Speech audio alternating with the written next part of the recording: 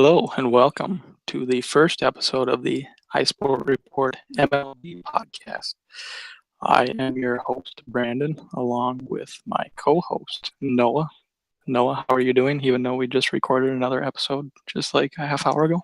I'm amazing. You're amazing. That's good. I guess first to clarify, like I said, we're recording this on Saturday, the same time we recorded Sunday, or recorded our NFL episode that will be released Sunday. So if we're a little bit behind on the news, that's why. We haven't really figured out when we're going to release this, but sometime in the upcoming week. And as always, we are sponsored by Boom Sports and Doberman 300. Please sub to our social media pages, our iFunny page, YouTube, and Twitter if you haven't already, and keep sending us your questions. We actually got a few good ones. The last time we made a post, keep sending them in, and we'll get a mailbag pretty soon. And also debuting a new segment called Noah's Nonsense, which is a little bit redundant because Noah is nonsense. And we'll give a short season review. Did you have anything to add, Noah? Nope. No. All right. First things first. The Cubs won the World Series. Do you think that the Cubs being good and winning a World Series is good or bad for baseball? I would have to say good, but I don't like it. But I think it's definitely good. You never want a consistently bad team because it takes viewership away. I think it's definitely good for the MLB. I think it was good for this year because the Cubs won it. It was a very compelling, postseason because the Cubs were doing so well. But think if they would have melted down again when Rajai Davis hit that home run in the eighth inning and tied that game up. Think if they would have melted down there. I just think that would have been awesome. Not that I pretended to kind of hate the Cubs. I really don't, but I think that would have been awesome. And the other thing is, now let's say the Cubs do. I mean, they certainly look primed to get back there next year. Like, what if they do? I mean, I don't think the viewership will be as good as if the Cubs would have tanked this year. I mean, do you think I'm onto something there? Or? For the short term, it would have been better for after Raja hit that home run for the Indians to win that game. For the short term, until the Cubs win the World Series, would have won, which, in my opinion, would have been inevitable. I don't know. For the long term, you get that whole fan base watching again.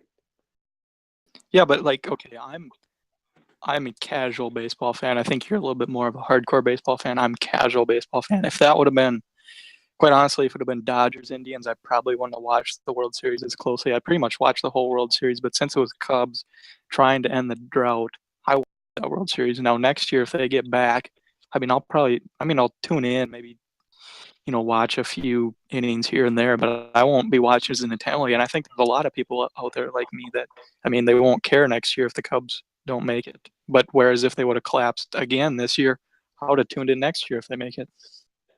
Yeah, exactly. That's why it would have been shorter. Better for short term. Yeah, I'm glad we can agree. But with that, I guess with the Cubs ending the curse, even though I speak of the Cubs' epic collapse, perhaps, I think what really happened was the Indians collapsing. What happened? How'd they do it? Do you think the best team just finally started to get it rolling, or do you think the Indians choked? I think it was less of an Indians collapse. Although anytime you lose a 3-1 lead, it's going to be a little bit of a collapse. But I think it was more of the Cubs' superior team overpowering the Indians. Do you think if the Indians would have been fully healthy, do you think they would have won the series? Last time we recorded, I said no, but I actually am going to change my answer this time. I think they would have. Yeah. I'm not sure. I'm a little bit up in the air. I think I'll just keep quiet on that one. The baseball expert talk. We already touched on it a little bit. And I know last podcast I spoke on this a little bit, but do you think the Cubs, do you see any way they won't be back to the World Series outside of injuries, of course, any team that can get any team, but do you think they'll take a step back? Well, it's hard to say with the winter meetings and stuff that haven't happened yet. Mm-hmm. A lot of stuff can happen. A team can jump out of nowhere and be a contender. So you really don't know. Yeah, and I know I talked about it last MLB podcast that got corrupted, unfortunately. But I think if you look at the Cubs team, their biggest weakness was their young hitters had trouble hitting the curveball in the postseason. That was their biggest bugaboo, I guess you'd say, against the Dodgers and Indians in particular. And I mean, they were good enough to overcome it as it is, but that's not a uncommon team for uncommon problem for young players. So I mean, it wouldn't surprise me if they learned how to hit the curveball well. And if they do, I think that's watch out for the Cubs. They're going to be even better than what they were. I guess let's talk about your team a little bit. They were close, kind of ish, to knocking off the Cubs. Do you think they have a realistic shot? And if so, what do they got to do to make it over the top? They got to do a little bit this offseason. I'm not in favor of changing what's working. And I mean, we've made the playoffs, 4 or 5 straight years. I'm not a proponent of changing up stuff, but I think it would be good for maybe a Verlander Kinsler deal, or maybe it's a long shot, but maybe Dozier. And bigger than either of those deals would be is Jansen and Turner. To be the team you were the previous year, you got to bring back those integral parts. And Jansen and Turner were definitely up there. Would you rather have Jansen or Chapman? Jansen, free agents. No doubt. Jansen's a much better pick. There's no doubt. You think so? Yeah. You really think so? Yeah. Does Jansen throw like 105? No, but he's got that cutter that no one can figure out. And when Chapman has that slider that breaks like 5 feet. With Chapman, it's more he got exposed in the World Series. He was pitching. He was overused. He was overused. Come on. He was overused, but when you get that exhaustion from age, and if he loses a couple miles an hour are you saying he lied about his age? Are you saying he's older than what he is when he defected from Cuba? I don't know, man. He might have.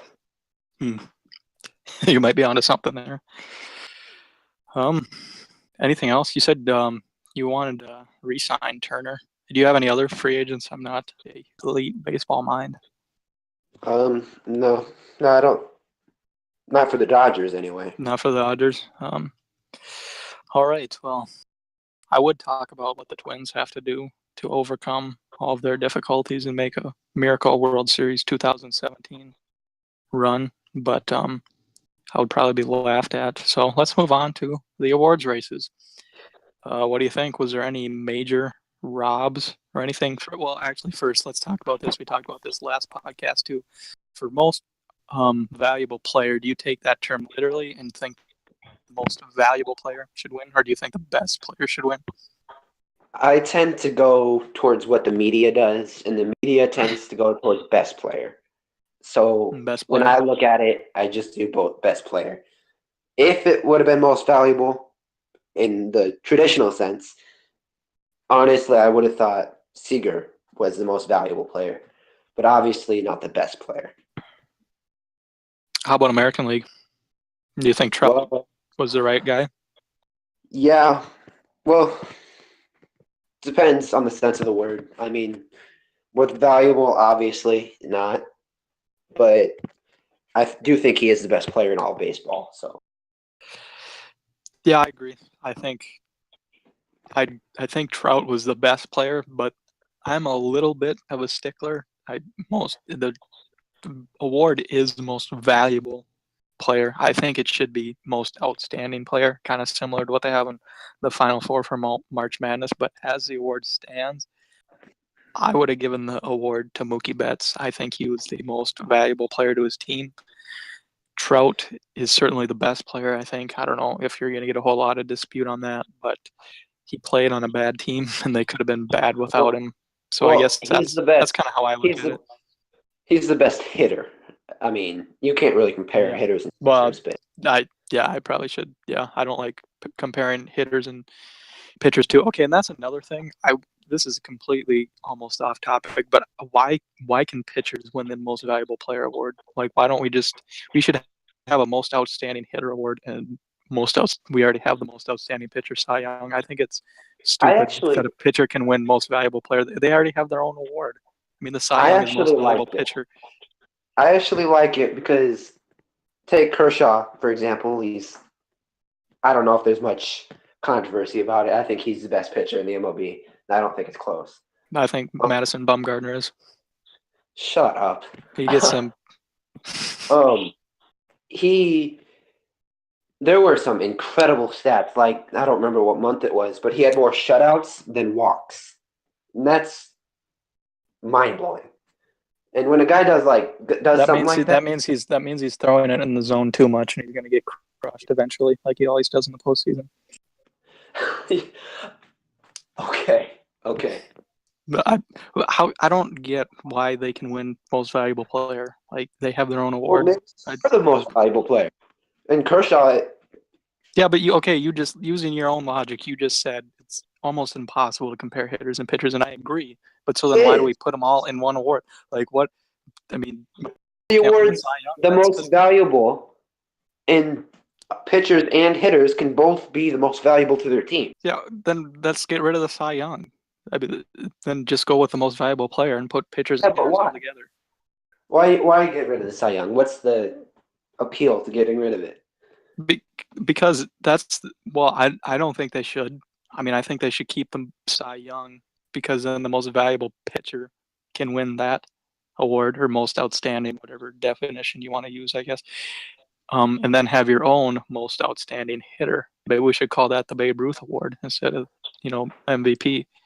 It's just pitchers have two opportunities to win an award, and hitters only have one. It's just taken away from a hitter that probably deserved it. But I don't know.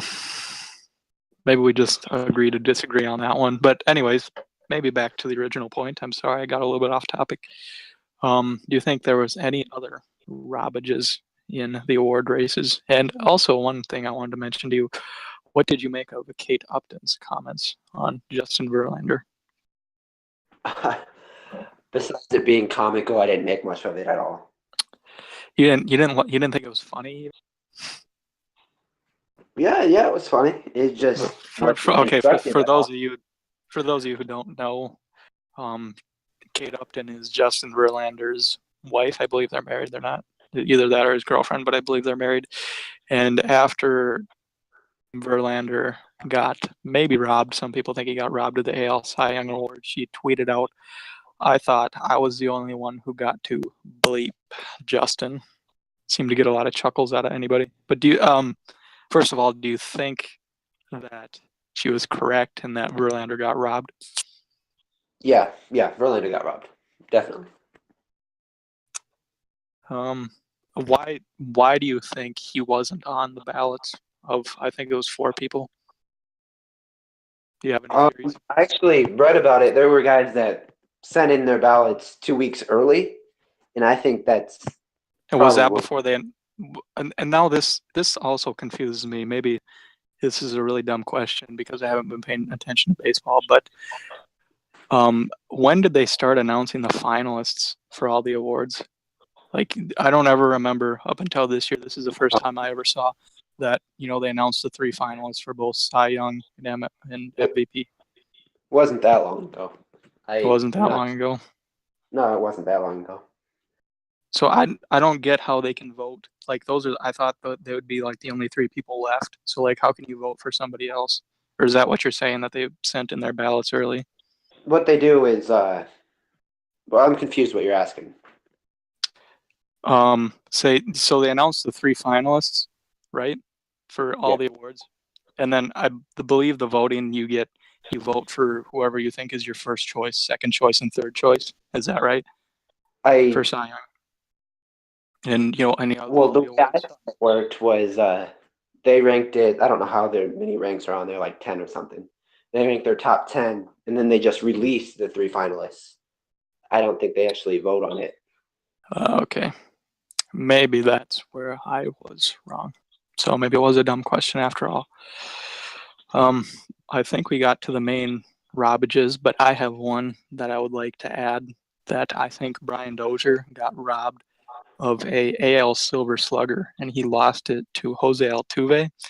And again, we talked about this on the last podcast. That didn't end up working out, but I want to say that I think Jose Altuve is the better overall hitter, but the award is Silver Slugger. I mean, Slugger. What do you think of when you You think really of slugger? Home you runs. like to Brian take these Dozier was second in the AL in home runs. How can he not win the Silver Slugger?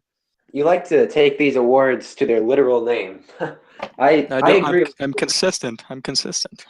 I do agree with you, but uh, it's hard to take an award away from Altuve. Yeah, I mean, I think if you're a non-Twins fan, it's who cares. And I mean, I really don't Yeah, care if Brian Dozier didn't win a Silver Slugger. We were still an awful baseball team, and you that's know, what really matters. But I'm a big fan of Dozier, and like I said earlier, I'm not okay. This is definitely going to be. not close. This might be the most controversial thing I say all day. I think Dozier is vastly overrated. I think he's not a very good baseball player, but I Well, don't I know. mean, you probably know more about it than I do, being a Twins. I mean, he hits home runs. I mean, he's a good player, but I think this Well, year was a little bit of a fluke. He'll never get close to 40 home runs again. He had a good year the year before, but do you think I don't know. for a team like the Dodgers, is he an upgrade over Utley? Well, having not watched Utley in a few years, I don't know. But especially Brian Dozier is not that great defensively. I mean, he's okay, but I mean, I'm a little bit of a baseball traditionalist. I like my second baseman getting on base, and part of the reason I don't like Dozier isn't really his fault. We kind of misuse him. I mean, he was our leadoff hitter for the majority of the year, and he's hitting all these home runs. So I don't know. I think to be a World Series contending team, Dozier has to be like your seven hitter, 7, 6, 7 hitter. And if he would be Well, that on the Dodgers, I don't know where he'd be fit in there. well, the thing with the Dodgers is the reason they were going for Kinsler. They need a leadoff guy, and obviously, with what you're saying, he's not that ideal leadoff guy, and that's the role Utley played most of his time there. So maybe that wouldn't be a great fit. Yeah, I mean, I don't know. What he has an odd skill set, maybe is how I should put it. I don't know if I should say he's not I mean, he's certainly a good baseball player, but he's a little bit of a baseball unit. You could say, I don't even know who you could compare him to. It's just, he's a little bit weird. With that, you spoke a little bit on Chase Utley. We can head into your segment, Noah's Nonsense. What do you got for us today? Well, Chase Utley playoffs last year against the Mets, broken legs. Obviously, you got the emotional factor. You know, guys laying there with a broken leg, and I think that's a big part of why Utley is so hated now. And I absolutely hate the fact that a guy that's so respectful and so he's really what every baseball team should want with that veteran guy on your team. And he gets thrown away, thrown to the side as a dirty player because of one play. And he's a hustle guy. That's what he does. And now he's demonized for it. I really, really don't like that. And on the actual play, takeout slides are brutal. And when you decide to suspend a guy, it was overturned, but when you decide to suspend a guy for a rule you haven't made yet, that's ridiculous. And I agree the slide was dirty. All takeout slides are dirty. But you can't take action against him when there's no rule against it. Mm. For the slide So I'll use my for the slide rule as a whole, it just contributes to the narrative that baseball is a boring sport, and we really don't need that. I don't, but you're putting the player's safety at risk. I mean, dude broke his leg. Yeah, See, the thing, I Oh, go ahead. We've had takeout slides for forever until this last season, and stuff like that is rare, and stuff like that happens. That's like saying we shouldn't play football anymore. But Chase, okay, I agree with a lot of what you're saying. First, I want to say before I say anything, because I'm going to be kind of ripping on Chase Elliott. I agree that he shouldn't be judged as his character as a person. Shouldn't be judged from one play. Like people do dumb things all the time. Like he shouldn't. His legacy or his career, his playing style shouldn't be defined by that one slide. But that one slide was not your average takeout slide. He slid about 1.5 feet to the right of the base, and he started his slide when he was basically on top of the base. I mean, there's no room for that in baseball. I don't know if he should have been suspended. I kind of agree with you on that, but it was a dirty play, and I just don't think all those things are created equal. I'll use my thing we were talking about a little bit earlier, actually. If Corey Seager hits a home run and he takes his time walking the bases, and the pitcher doesn't like it, and he throws it his head, is that okay? Is that not? So that's the same thing as that slide. I mean, that was a dirty play. It was stupid.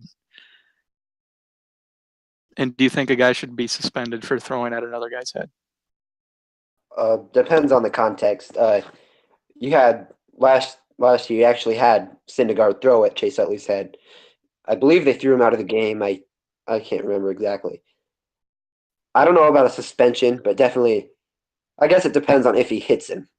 If he hits him, I'd say probably a 5-game suspension, 10-game suspension, just because it's a starting pitcher.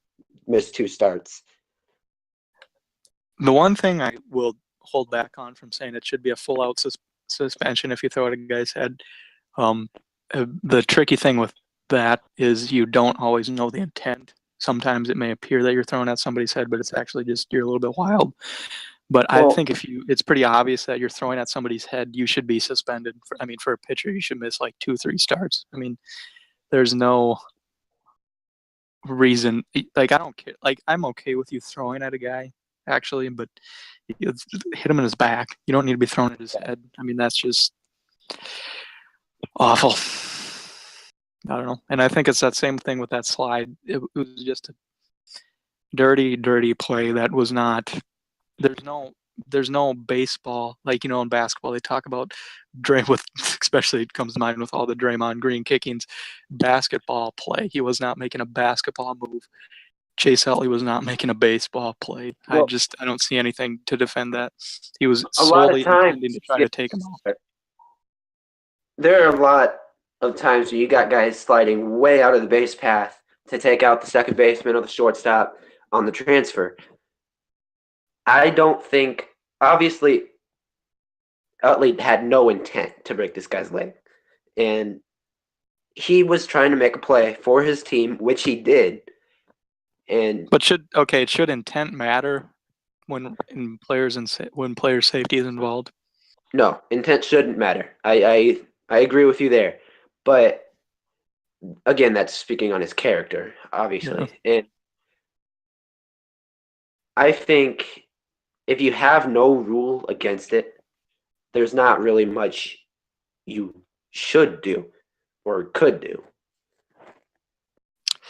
Yeah, I don't know. I guess we all know how it played out, so that's how that worked. I know we had talked about maybe talking about Chris Sale trade rumors. Do you have anything on that for Noah's nonsense or not? First off, I want to get this out of the way. Sale is a great player. He has an extremely friendly contract. He is not cut out to be on the Dodgers. The Dodgers, I mentioned this a little earlier, we've made the playoffs 4 or 5 years straight. We have a great farm system. As long as we make minor moves that we need to make, a big move like Chris Sale is a horrible idea. You got, for example, Bellinger. He's a first baseman. Gonzalez is declining rapidly. And Bellinger is one of those guys that the White Sox would want. Why would you, for a few years of a great pitcher. I'll give him that. But trade away future beyond that when you're already sitting in a good spot. And they also talk about Urias and DeLeon and Vertigo, Calhoun, just a bunch of prospects. I don't see a reason for it. The Dodgers are not the team to go after Chris Sale. For other teams, it might be practical. I just don't think it is for the Dodgers. Putting the Dodgers aside, do you think it's stupid that the White Sox have such a astronomical asking price for him, for Chris Sale? I think he should have an astronomical price, but not as high as it is.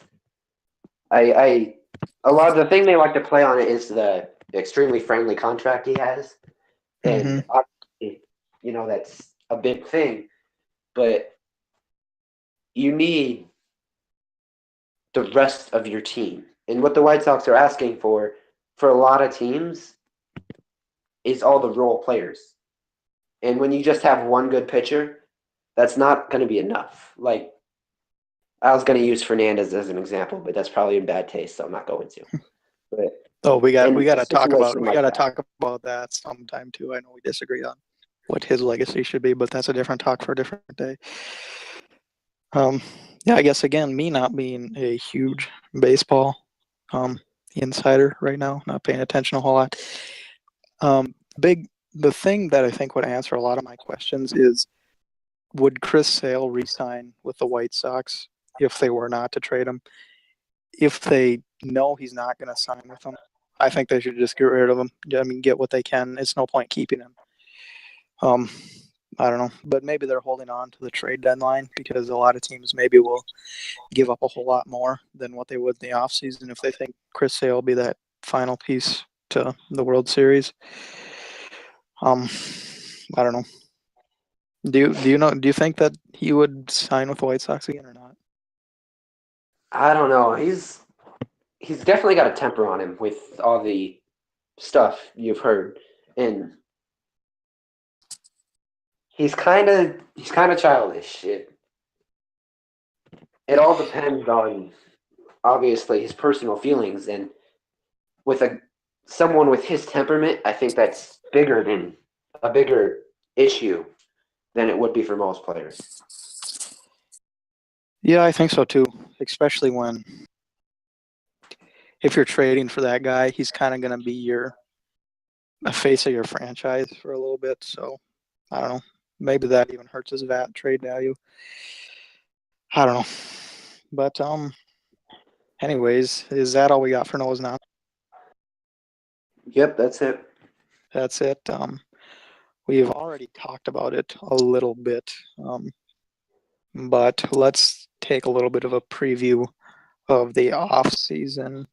What do you have on the free agent class this year? It's huge for closers, and you got the Giants looking at all three of the big names: Jansen, Melanson, and Chapman, and the Dodgers obviously want Chapman. They're really going after, which I don't like, but it is what it is. And possibility of the Dodgers getting both Jansen and Chapman, which I don't think is really a possibility. But why not? Because they got to get other players. They got to re-sign Turner as well, and I don't think it's in their best interest. They got enough money. Don't they have the highest payroll in baseball? Yeah, but I think they're trying to cut down on that. They haven't been really spending wildly lately. All right. I think another important thing to get in here is last podcast that got destroyed. You mentioned something that Jansen didn't like the idea of maybe not being a closer, which would be a possibility if they signed Chapman. Yeah, I think if the Dodgers go after Chapman, Jansen, it will hurt the chances with Jansen and the Dodgers. Honestly, I don't think he will sign with them if they sign Chapman. So another reason for them to completely stay away from Chapman. Yeah, I don't know. Were you going to say something about the Giants before I interrupted you, Rudy? The Giants actually interviewed or talked to the agents of all three closers. I'm hoping they don't get Jansen. That would be horrible facing him next year. Honestly, I'm hoping they get Melanson. I don't want to face Chapman or Jansen. They're both really good players. Well, I mean, Yeah, they're both. I don't want to be mean to Melanson. I actually don't know a lot about what he watched him a lot, but I think Chapman and Jansen are the better pitchers. Yeah, I'd probably agree. Obviously, already talking about the Dodgers free agency with the closers. Is there any other free agent targets that the Dodgers might be looking at, or trade targets? We talked about Dozier. I guess anybody else? There was the Kinsler and Verlander deal that was talked about for a while. I haven't heard much about it lately, though. But I think that would be in the best interest of the Dodgers, definitely, depending on the prospects they would give up for it. Yeah, I don't know. Could be. And let's talk about the Mighty Twins. They signed a catcher recently. I am blanking on the name right now. Do you remember his name? No, I'm not sure. Crap. That's embarrassing. But anyways, we got this catcher that's going to save our pitching staff because he's better at cheating, as some of the local radio stations have dubbed, because he's better at framing pitches than Kurt Suzuki. So I would expect that our team ERA would go down about 2 runs, and we'll win about 40 more games just on that alone. The Dodgers have the best pitch framer in the MLB, so I mean, well, that's all going to change now. Is that why Kershaw doesn't walk anybody? Because he cheats better? Their catcher cheats better than most guys? Yeah, that's why. That's why. Except, I don't know. His personal catcher was AJ Ellis. Yeah. AJ Ellis is probably the best catcher in baseball. You don't even know how mad I was about that deal. And I don't think any Dodger fans were happy about it. Do you think Kershaw will leave because of it? I hope not, but I think it'll be a factor. I think he'll probably leave and sign with the Twins. I mean, realistic free agent targets. I mean, the Twins aren't going to be going after any big names. There's just no point. We waived Trevor Plouffe, I know, so that probably means Sano is going to be the full-time third baseman from here on out, which should be an adventure. We'll see how many runs he costs us defensively. I know in his first 8 games last year at third base, I think he had 6 errors, so that's pretty good. That's on pace for about 140 a year. That's not bad. Well, that's like more than probably half the. I don't even know. I don't know how many teams. The goal is to get more errors, right? I think so. Yeah, I'm not quite familiar with any low, smaller name free agents. It wouldn't surprise me if maybe we signed some one available that's probably like, I don't know, nobody else wants, and we'll just take him because he's a body that might be able to catch a fly ball. I don't know. I really wouldn't expect to see much movement for the Twins, but with that, I think we're running a lot longer than I thought we would here. Let's wrap it up. Do you have any final thoughts, Noah? Nope. Again, I guess that'll become a theme. Thank you for listening. I think our next episode after this one will be the NFL episode for week 13, I believe that will be. We are actually working on a episode that we call the Initials Game. Be looking for that sometime in the near future. And thanks for tuning in. That sounded really Minnesotan. Thanks for tuning in.